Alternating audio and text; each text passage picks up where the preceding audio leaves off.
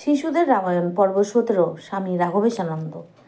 অশোকবন থেকে চলে যাওয়ার সময় বুদ্ধিমান হনুমান ভাবল, আমার যা কাজ অর্থাৎ সীতার সঙ্গে দেখা করা তা তো হলো, কিন্তু এখন কি করে সীতার মনে সাহস এবং রাবণের মনে ভয় সৃষ্টি করা যায়, আর রাবণের সৈন্যরা কেমন যুদ্ধ করতে পারে সেটাও জেনে নেওয়া দরকার।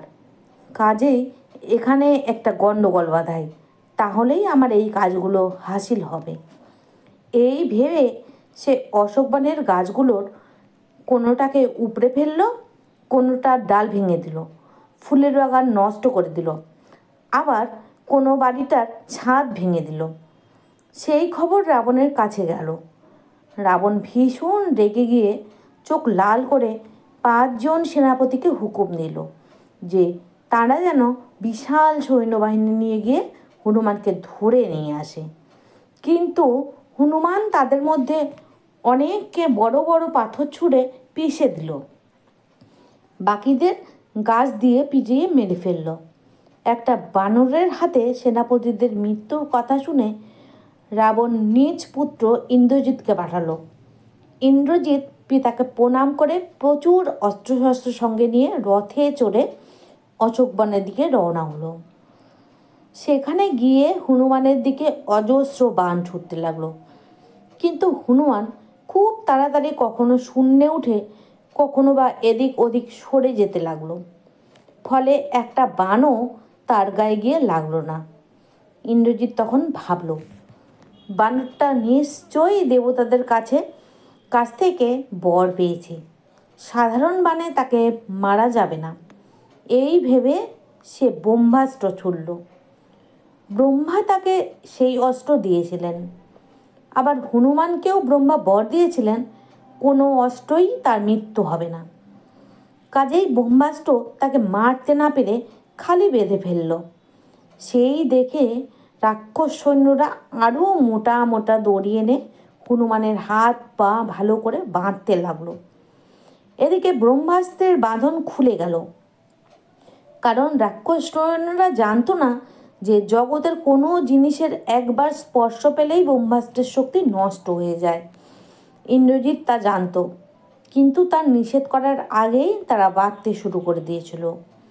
হনুমানও এটা জানতো, ইচ্ছে করলেই সে দড়ি ছিঁড়ে দিয়ে নিজেকে মুক্ত করতে পারত, কিন্তু ওইরূপ বাধা অবস্থায় থাকলে রাক্ষসেরা তাকে রাবণের কাছে নিয়ে যাবে, আর তখন রাজপ্রাসাদটা ভালো করে দেখে নেওয়া যাবে ভেবে সে চুপ করে পড়ে রইল। রাক্ষসেরা টানতে টানতে হনুমানকে রাজসভায় রাবণের সামনে নিয়ে এলো। সে কে, এখানে কেন এসেছে ইত্যাদি কথা হনুমানকে জিজ্ঞাসা করার জন্য রাবণ তার মন্ত্রীদের হুকুম দিল। মন্ত্রীরা সেই সমস্ত কথা জিজ্ঞাসা করলে হনুমান সরাসরি রাবণকে বলল, রাবণ, আমি শ্রী রামচন্দ্রের দূত হনুমান। শ্রী রামচন্দ্র যে সমস্ত বানরকে সীতার খোঁজ করতে পাঠিয়েছেন আমি তাঁদেরই একজন। তুমি সীতাকে লুকিয়ে রেখেছ, কিন্তু তার সঙ্গে আমার দেখা হয়েছে। আমি এখন ফিরে যাব এবং শ্রী রামচন্দ্রকে সকল সংবাদ দেব।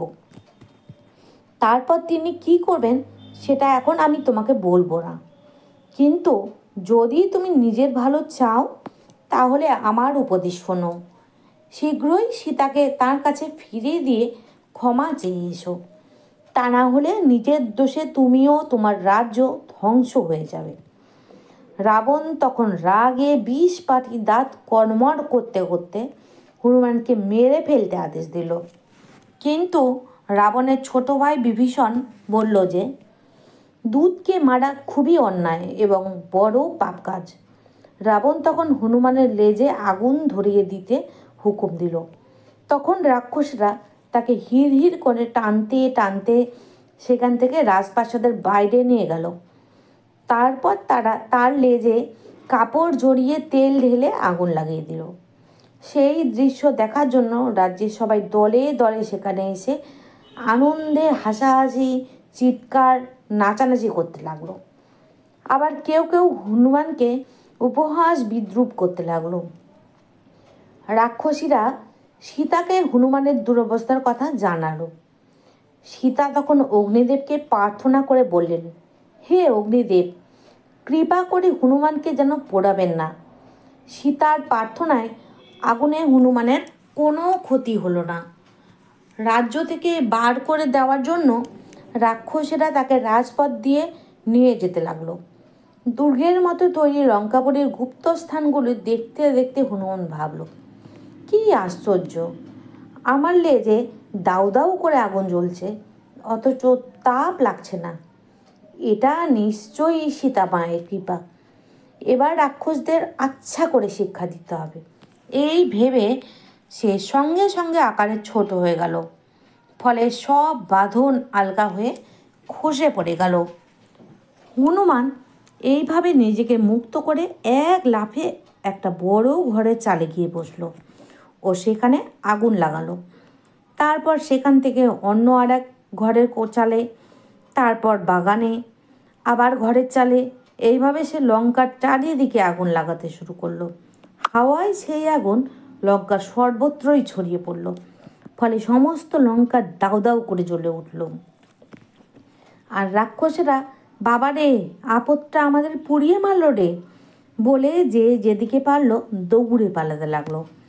সেই দেখে হনুমানের আনন্দ আর ধরে না।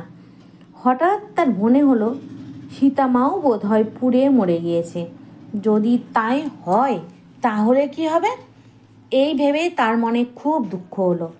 তাড়াতাড়ি সে অশোক বনে গিয়ে দেখল যে সীতা শান্তভাবে বসে আছেন। তাকে প্রণাম করে হনুমান বলল, আমার পরম সৌভাগ্য যে আপনি সুস্থ ও নিরাপদ রয়েছেন। মা, এটা আপনার শক্তিতেই সম্ভব হয়েছে। এবার আমি শ্রীরামচন্দ্রের কাছে ফিরে যাচ্ছি। এই বলে সে আর একবার সীতাকে ষষ্ঠাঙ্গে প্রণাম করে ও তার আশীর্বাদ নিয়ে সেখান থেকে চলে গেল। তারপর হনুমান অরিষ্ট পর্বতের ওপর উঠে লাফ দিয়ে ওপারে ফেরার জন্য উড়ে আসতে লাগলো। দূর থেকে তাকে দেখতে পেয়ে বানরেরা আনন্দে লাফালাফি করতে শুরু করে দিল আর বলতে লাগলো, নিশ্চয়ই সে সীতার খবর নিয়ে ফিরছে। তীর বেগে এসে হনুমান সোজা মহেন্দ্র পর্বতে হাজির। মাটিতে পা দিয়ে হনুমান প্রথমে জাম্বুবানের কাছে গেল এবং সব ঘটনা বলল। সীতার খোঁজ পাওয়া গিয়েছে শুনে আনন্দে বানরদের লাফালাফি আরও বেড়ে গেল। তারপর তারা সকলে কিষ্কিন্ধায় ফিরে প্রথমে সুগ্রীবের মধুবনে গেল। সেখানে যে যত পারল মধু আর ফল খেতে লাগলো। তার সঙ্গে আনন্দে তাদের দাপাদাপিও শুরু হলো। সেই বনের প্রহরী দধিমুখ তাদের ওই রকম করতে নিষেধ করলো, কিন্তু তখন তার কথা কে শোনে? কোনো উপায় না দেখে সে সুগ্রীবের কাছে গিয়ে বানরদের দৌড়াতে কথা বলল। সুগ্রীব ব্যাপারটা বুঝতে পেরে তাকে বলল, তুমি গিয়ে তাদের এখানে আসতে বলো। শীঘ্রই বানরেরা রাম, লক্ষ্মণ ও সুগ্রীবের কাছে এসে উপস্থিত হলো। হনুমান তাদের সকলকে শ্রদ্ধার সঙ্গে প্রণাম জানিয়ে বলল, আমি লঙ্কায় গিয়ে সীতামাকে দেখে এসেছি। দেখলাম যেন তিনি পবিত্রতার প্রতিমূর্তি। তিনি সুস্থ ও নিরাপদে রয়েছেন। তারপর সে সীতার দেওয়া তার মাথার মণিটি রামের হাতে দিল। রাম সেটি হাতে নিয়ে দেখতে লাগলেন আর তার চোখ দিয়ে অবিরাম জল ঝরতে লাগলো। তিনি বললেন, হনুমান, তুমি আমার জন্য অসাধ্য সাধন করে এসেছ। তোমার ঋণ আমি কিভাবে শোধ করব? এই বলে তিনি হনুমানকে আলিঙ্গন করলেন ও আশীর্বাদ করলেন।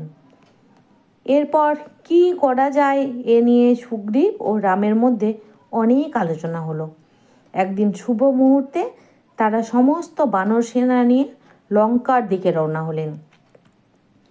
কয়েকদিনের মধ্যে তারা মহেন্দ্র পর্বতে এসে উপস্থিত হলেন। রাম বললেন, বানরেরা ক্লান্ত হয়ে পড়েছে। এখন আমরা কিভাবে এত সৈন্য নিয়ে এই বিশাল সমুদ্র পার হব ঠিক করি, আর এরা ততক্ষণ বিশ্রাম করে নিক।